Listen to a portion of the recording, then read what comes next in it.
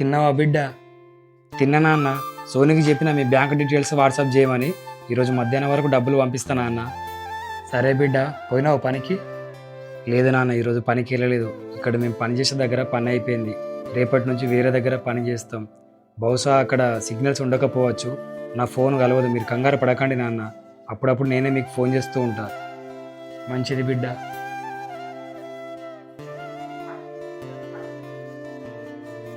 నిన్న లావణ్య అక్క కలిసింది నాన్న నాకు. ఏమన్నదమ్మా లావణ్య? వదిన మనకు తెలియకుండా వాళ్ళ అమ్మకి డబ్బులు పంపిస్తుందంట నాన్న. ఇంకా వదిన మిషన్ కుట్టినాక నేరుగా ఇంటికి రాకుండా ఎవరినో కలుస్తుందని కూడా చెప్పిందా? అవును నాన్న, సేమ్ అలానే చెప్పింది నాకు కూడా. మీకెలా తెలుసు నాన్న? నాకు కూడా తనే చెప్పిందమ్మా. అవునా? వదిన గురించి చెడుగా నీకు నాకు చెప్పింది. మన గురించి వదినతోటి ఇంకెన్ని చెప్పిందో అది. ఇలా చెప్తే తనకేం వస్తుంది నాన్న? ఆనందమమ్మా. మనం గొడవ పెట్టుకొని రోడ్డు మీద పడితే దానికి ఆనందం. అందుకే లేనివి ఉన్నట్టు ఉన్నవి లేనట్టు చెప్తుంది అది. ఇన్ని రోజులు దాని మాటలు విని పాపం వదినని నా మాటలతో బాధ పెట్టిన. ఛా! ఇలాంటి వారు అందరి జీవితాలలో ఉంటారు. వీళ్ళ మాటలు వింటే వాళ్ళ జీవితం సర్వనాశనం అయినట్టే. పోనీలే నాన్న, నాకు ఈ రోజైనా తెలిసింది ఏది నిజమో ఏది అబద్ధమో అని. సరే అది వదిలేయి. వదినొచ్చే టైం అయింది. ఇప్పుడు వదినతోటి ఇదంతా ఏం చెప్పకమ్మా. సరే నాన్న.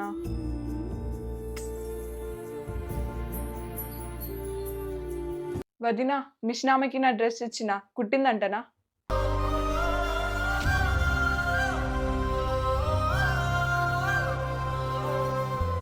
చాయ్ పెట్టుకురా అన్న మామయ్య.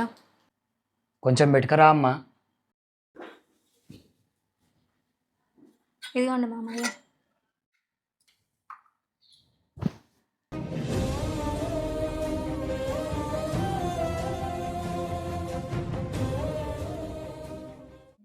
మామయ్య, రేపు నేను మా ఇంటికి వెళ్తా.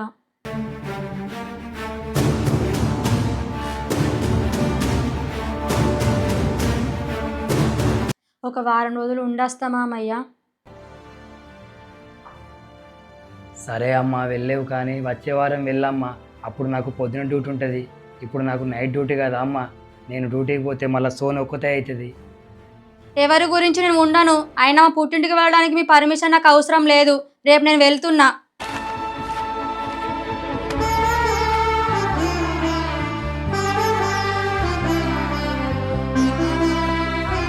ఎవరి గురించి నేను ఉండను. అయినా మా పుట్టింటికి వెళ్ళడానికి మీ పర్మిషన్ నాకు అవసరం లేదు. రేపు నేను వెళ్తున్నా.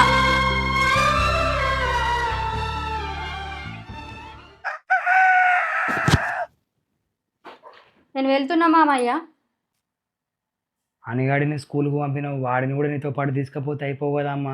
వాడు కూడా అమ్మమ్మను చూసినట్టు ఉండేది. వాడికి ఎగ్జామ్స్ ఉన్నాయి, వాడు ఉండనివ్వండి మామయ్య. నేను వెళ్తున్నా.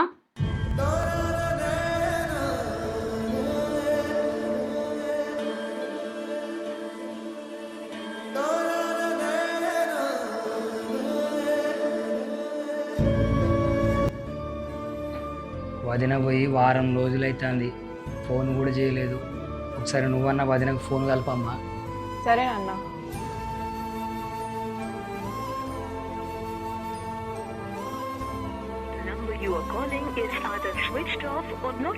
స్విచ్ ఆఫ్ వస్తుంది నాన్న. అయ్యో, వదిన ఫోన్లో ఛార్జింగ్ ఇట్లా అయిపోవచ్చమ్మా. వదిన వాళ్ళ అమ్మ నంబర్ నీ దగ్గర ఉంది కదా, ఆవిడ గలపమ్మ ఒకసారి.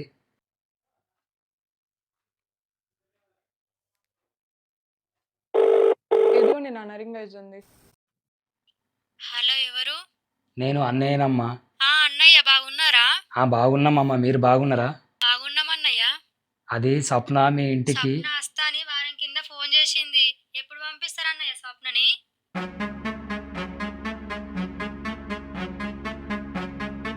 సరే అమ్మా, నేను మళ్ళీ ఫోన్ చేస్తామా నీకు. కోడలు వాళ్ళ అమ్మ వాళ్ళ ఇంటికి వెళ్తా అని చెప్పి వెళ్ళింది, కానీ ఆవిడేమో రాలేదంటుంది. ఒకవేళ కోడలు వెళ్ళినా ఈవిడ అబద్ధం చెప్తుందా, లేక కోడలు నిజంగానే వెళ్ళలేదా? ఒకవేళ వెళ్ళకుంటే మరి కోడలు ఎక్కడికి వెళ్ళినట్టు?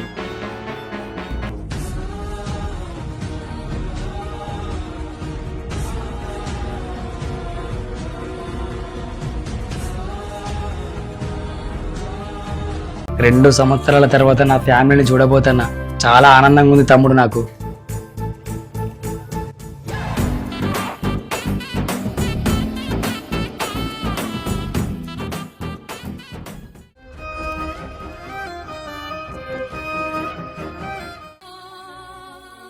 అది నన్ను ఇలా మోసం చేస్తుంది అనుకోలేదు నాన్న. నేను దుబాయ్కి వెళ్ళకుండా ఇక్కడే ఉండుంటే ఇలా జరగకపోతుండేనేమో నాన్న. నువ్వు దుబాయ్కి పోకముందు నుండే వాళ్ళ ప్రేమాయణం సాగిందిరా. నిన్ను అడ్డు తప్పించాలనే దుబాయ్ పేరుతోటి నిన్ను ఈ దేశం దాటించింది. కావాలని ఇంట్లో గొడవలు పెట్టి వెళ్ళిపోవాలని చూసిందిరా. అలాంటి దానికోసం మరి నువ్వు ఇంకా ఆలోచిస్తున్నావు. ఎలాగైనా దాన్ని దొరకబట్టి నా చేతులతోనే చంపేస్తానన్న. ఆ తర్వాత నువ్వే జైల్లో ఉంటావు.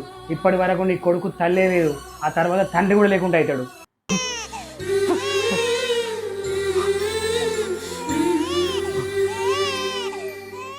నిన్ను కాదనుకొని వెళ్ళినప్పుడే అది చచ్చింది. మళ్ళీ నువ్వు దాన్ని చంపి అంతకుడివి కావద్దురా. ఇప్పుడు నువ్వు ఆలోచించాల్సింది దాని గురించి కాదురా, నీ కొడుకు గురించి.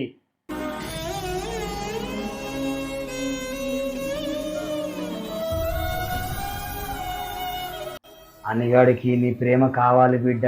కాస్త ఓపిక పట్టు, కాలమే అన్నిటికీ సమాధానం చెప్తుంది.